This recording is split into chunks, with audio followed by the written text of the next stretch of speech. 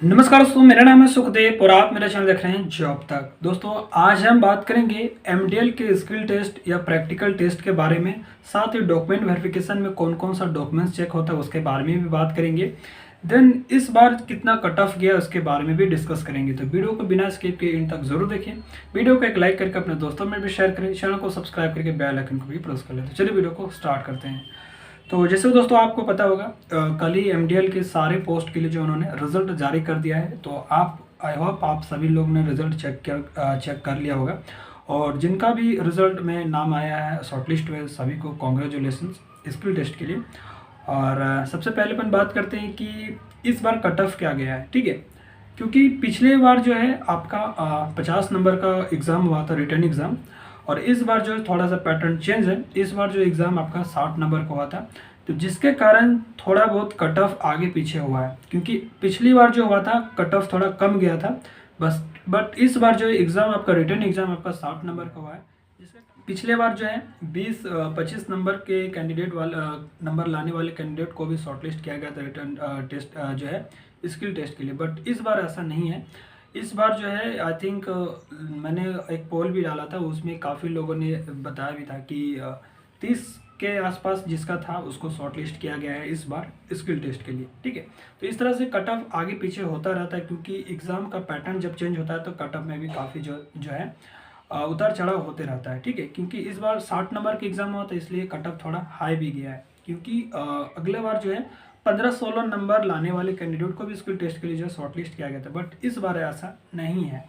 इस बार की बात करें तो ट्रेड वाइज तो अप्रोक्स जो है 30 जिसका एग्ज़ाम जो रिटर्न एग्ज़ाम में 30 के आसपास ये जो नंबर आए हैं उनको जो इस बार शॉर्टलिस्ट किया गया स्किल टेस्ट के लिए।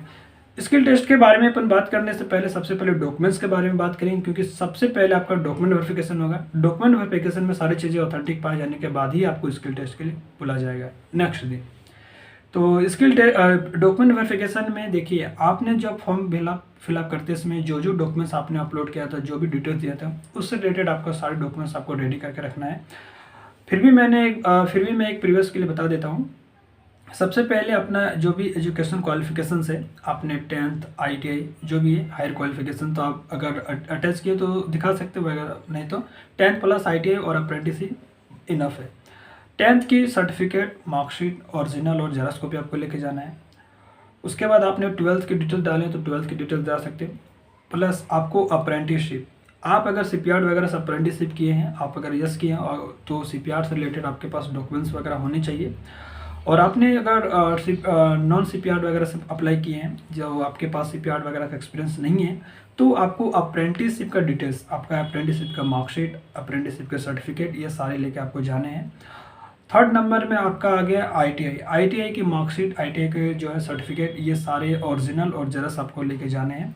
प्लस आप अगर कैटेगरी से बिलोंग करते हैं SC ST OBC वगैरह, तो जो आपका इशू डेट है, जैसे OBC वगैरह को जो 1 साल का वैलिड रहता है, और जो कास्ट सर्टिफिकेट आपने जिसके लिए अप्लाई किया तो वो कास्ट सर्टिफिकेट आपका वैलिड होना चाहिए, वो सर्टिफिकेट आपको लेके जाने हैं। और ID कार्ड में आपको Aadhaar card, PAN card, driving licence वगैरह ये आपको लेके जाने। और उसके बाद फोर्थ नंबर की बात करें तो आपको जो है एडमिट कार्ड आपको लेके जाना है। एडमिट कार्ड जब आप रिटन एग्ज़ाम दिए होंगे तो उसमें देखिए 2 एडमिट कार्ड प्रिंट करने के लिए आपको बोला गया था। एक तो आपको एग्ज़ाम सेंटर में जमा ले लेगा, और दूसरा आपको जो है उसमें सिग्नेचर करके आपको दे दिया होगा। वही एडमिट कार्ड आपको स्किल टेस्ट के दौरान चेक होगा, और वही एडमिट कार्ड आपको लेके जाना है। बाद वैसे भी आपको ईमेल में भी आया होगा क्या क्या डॉक्यूमेंट्स लेके जाना है, क्या क्या डिटेल्स लेके जाना है, वो आपको ईमेल में भी आया होगा। आप ईमेल में ज़रूर चेक कर लिए। जब भी आपको ईमेल आएगा तो ईमेल में सारा डिटेल्स डॉक्यूमेंट्स रिलेटेड रहेगा। वैसे भी PDF जब आया था रिजल्ट के लिए कल, तो उसमें भी डॉक्यूमेंट्स रिलेटेड उन्होंने पूरा डिटेल्स दे रखा है। तो एक बार डॉक्यूमेंट्स को लेकर आप अगर कोई भी डाउट है तो आप एक बार PDF जरूर चेक कर लीजिए, या ईमेल आपको आएगा तो ईमेल में सारा जो है डॉक्यूमेंट्स रिलेटेड आपको सारा डाउट आपको वहाँ पर क्लियर हो जाएगा। मैं अभी बात करता हूँ स्किल टेस्ट के बारे में, क्योंकि देखिए स्किल टेस्ट में काफ़ी लोग हमसे पूछते भी हैं कि स्किल टेस्ट में क्या पूछा जाता है। देखिए स्किल टेस्ट MDL का जो स्किल टेस्ट होता है बहुत ही नॉर्मली होता है, कोई डरने की बात नहीं, बहुत ही ईजी होता है, उतना भी हार्ड नहीं होता है। आपका मेरिट लिस्ट बनता है, आपका रिटन एग्जाम में कितना नंबर आप लाए हैं, डिपेंड वो करता है। देखिए इंटरव्यू स्किल टेस्ट ये भी डिपेंड करता है, इसको भी हल्के में नहीं लेना है, बट आपका अगर अच्छा मार्क्स है तो आप स्किल टेस्ट थोड़ा आपका अगर सही जाता है तो आपका फाइनलिस्ट में चले जाएगा। बट आपका अगर स्किल टेस्ट सही जाता है और आपका अगर नंबर उधर कम है तो आपका फाइनल में नाम नहीं भी आएगा। ठीक है, ये चीज़ें मैं बता देता हूँ। बात करते हैं स्किल टेस्ट में क्या पूछा जाएगा। तो सबसे पहले जो भी आपका ट्रेड है, चाहे आपका ITI हो, जो भी पोस्ट के लिए अप्लाई किए थे, डिप्लोमा वगैरह के लिए जो भी पोस्ट के लिए अप्लाई करे हैं, उससे रिलेटेड सबसे पहले आपको तो पूछा जाता है आपका नाम। देन इसके बाद आपको सेल्फ अबाउट, अपने बारे में क्या अपने बारे में आपको बताना है। आप हिंदी और इंग्लिश दोनों लैंग्वेज में से कोई भी लैंग्वेज में अपने बारे में बता सकते हैं। सेकंड पूछा जाता है आपने अगर ITI वगैरह किए हैं तो या डिप्लोमा वगैरह किए हैं तो आप अपने अप्रेंटिसशिप कहाँ से किए हैं, अप्रेंटिसशिप के बारे में ज़रूर पूछा जाता है। और अप्रेंटिसशिप के जहाँ से आप अप्रेंटिसशिप किए हैं उसके बारे में आपको पूछा जाएगा। उससे रिलेटेड जो भी आपने ट्रेनिंग में जो भी वर्क किए हैं उससे रिलेटेड आपसे क्वेश्चन पूछा जाता है। उसके बाद आपने प्रीवियस कंपनी में कहीं जॉब वगैरह किए हैं, आपके पास एक्सपीरियंस है तो उससे रिलेटेड आपसे क्वेश्चन पूछा जाता है। देन इसके बाद आपका टेक्निकल ब्रांच से क्वेश्चन पूछा जाता है, जैसे आपका कोई भी ट्रेड हो गया, फिटर हो गया, इलेक्ट्रिशियन हो गया, तो उससे रिलेटेड आपसे ट्रेड से ज़रूर क्वेश्चन पूछा जाएगा। जिससे आपका बेसिक ट्रेड से बेसिक क्वेश्चन पूछता है, उतना अभी हार्ड नहीं रहता है।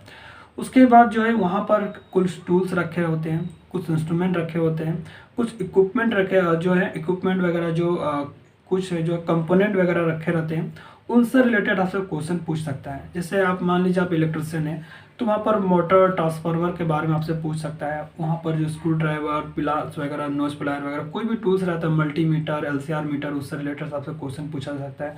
आप अगर ड्राफ्टमैन मैकेनिकल है तो आपसे जो है ऑटो कैड के बारे में पूछ सकता है, कैड का फुल फॉर्म क्या होता है इससे पूछ सकता है। आपका जो है ड्राइंग से रिलेटेड आपसे क्वेश्चन पूछा जाता है। ड्राइंग के जो है अभी तो कंप्यूटर एडेड ड्राइंग आते हैं, कंप्यूटर जो कौन कौन सा सॉफ्टवेयर होता है उससे क्वेश्चन पूछा जा सकता है। तो ये सब बेसिक चीज़ें हैं, आपसे पूछा जाता है। जो भी आपका ब्रांचेस है, जो भी आपका ट्रेड है, उससे रिलेटेड क्वेश्चन पूछा जाता है। उसके अलावा अदर कोई क्वेश्चन नहीं पूछा जाता है। उसके बाद जो है आपको वहाँ पर जो है जो भी आपका ब्रांच है, ट्रेड है, उससे रिलेटेड क्वेश्चन पूछा जाता है। प्लस आपने अप्रेंटिस कहाँ से किया उससे रिलेटेड क्वेश्चन पूछता है। आपके प्रीवियस ईयर में जो भी कंपनी में आपने वर्क किए हैं उससे रिलेटेड आपने क्या वर्क किया उससे रिलेटेड आपसे क्वेश्चन पूछा जाएगा। बस बेसिक पूछता है और ज़्यादा टाइम भी नहीं लेता है। एक आदमी, एक कैंडिडेट के मैक्सिमम मान लीजिए 4 से 5 मिनट, क्योंकि आपको रोल वाइज, नंबर वाइज आपको बुलाया जाता है और आपको जो ज़्यादा टाइम भी आपसे नहीं लिया जाता है। हाँ, कभी कभी ये भी होता है उनके जो है आपको एक पेज दिया जाता है, पेज में आपको कोई भी ड्राइंग करने के लिए भी दे दिया जाएगा। जैसे हमारा इलेक्ट्रॉनिक्स था तो गेट के बारे में पूछ दिया था, एक LED और जो बैटरी को कनेक्ट करके आपको एक सर्किट बनाना दिया, मुझे मतलब दिया था।